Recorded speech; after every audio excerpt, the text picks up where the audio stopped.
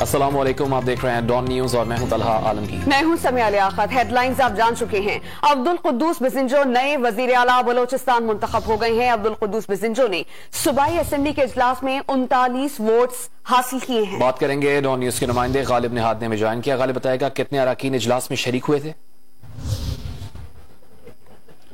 جی بالکل، آج بلوچستان اسمبلی میں نئے قائد ایوان کے لیے ووٹنگ کا عمل شروع ہوا۔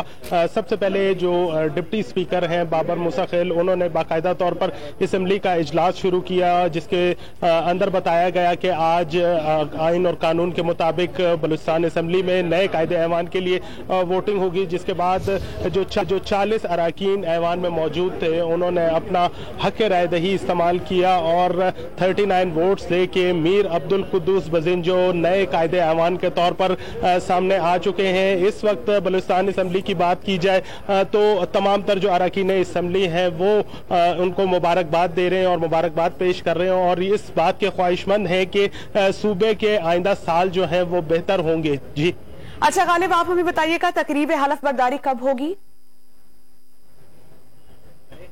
جی بات کی جائے اگر تقریب حلف برداری کی تو آج شام 4 بجے گورنر ہاؤس میں تقریب حلف برداری کا باقاعدہ طور پر انعقاد کیا گیا ہے، جس میں اراکین اسمبلی سمیت سول سوسائٹی سے تعلق رکھنے والے افراد بڑی تعداد میں شریک ہوں گے، جس میں میر عبدالقدوس بزنجو بحیثیت وزیر اعلیٰ بلوچستان اپنا حلف اٹھائیں گے، جس کے بعد باقاعدہ طور پر